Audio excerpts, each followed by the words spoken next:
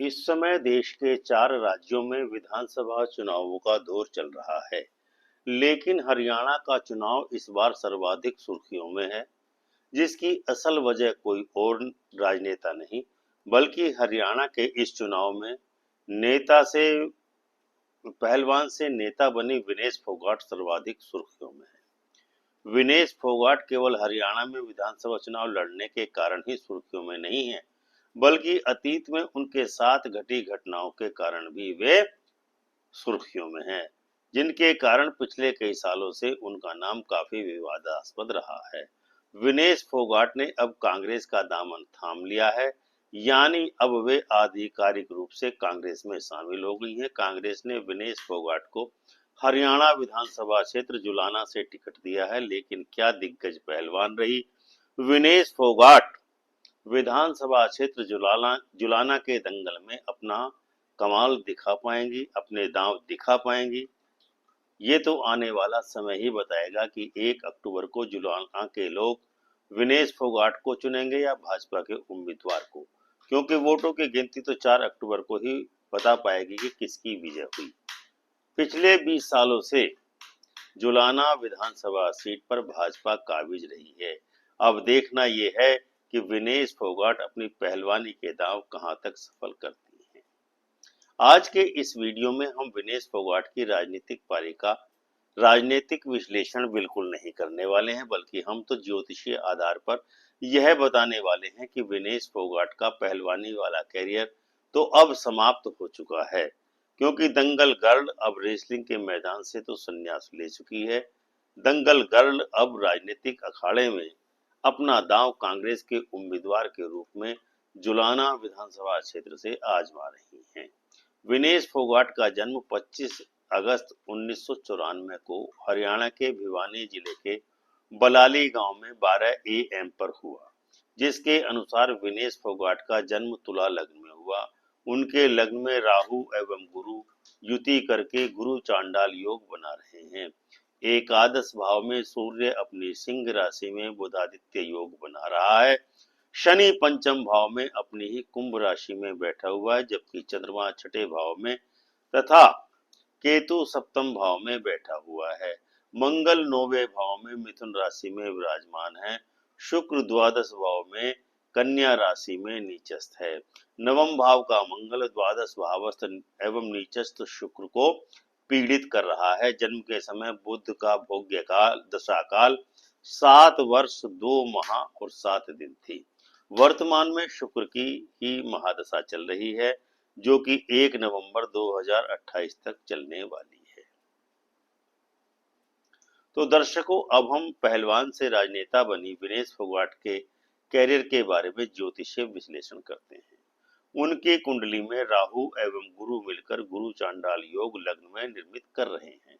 लग्नस्थ राहु के बारे में लाल किताब का स्पष्ट मत है कि हाथी के बच्चे ने तख्त पर जन्म लिया और तख्त पर बच्चे का जन्म होने के कारण तख्त हिला, आंधी तूफान आए, भूचाल आया, परंतु बच्चा तख्त का मालिक बन गया।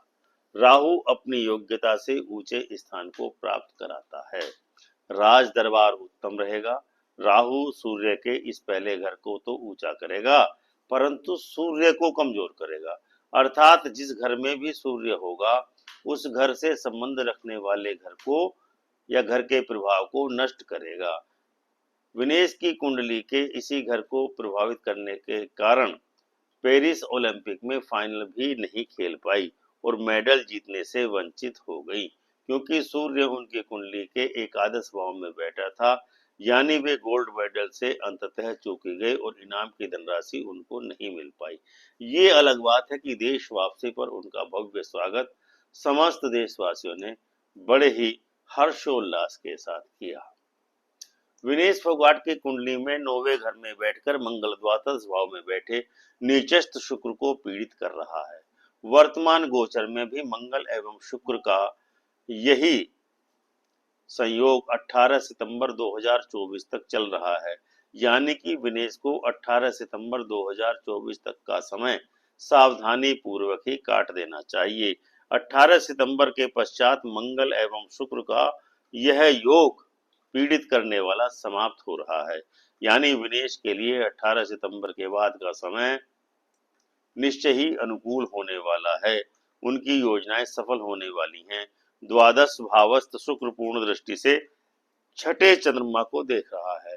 छठवां भाव रोग, ऋण एवं शत्रु का भाव कहलाता है। इसमें चंद्रमा बैठ गया है। चंद्रमा की एक प्रकृति है कि चंद्रमा जिस भाव में भी बैठ जाता है उस भाव को सदैव ही घटाता एवं बढ़ाता रहता है। इसीलिए शत्रु रोग ऋण के भाव को भी चंद्रमा घटाता बढ़ाता रहेगा। हरियाणा में चुनाव 1 अक्टूबर को होना है।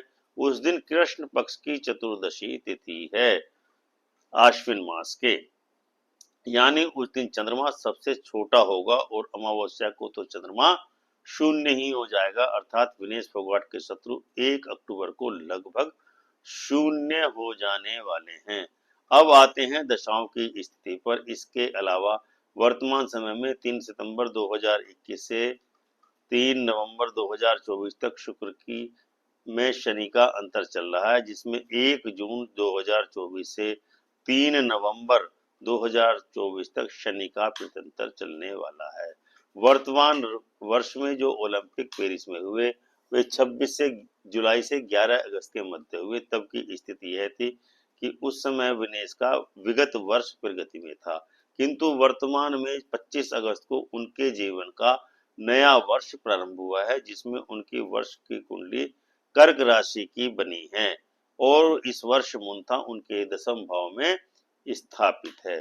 ज्योतिष का यह सर्वमान्य सिद्धांत है कि मूनता जब भी दूसरे, नवे, 10वें तथा एकादश भाव में बैठेगा तब अत्यंत ही शुभ फल प्रदान जातक को करता है।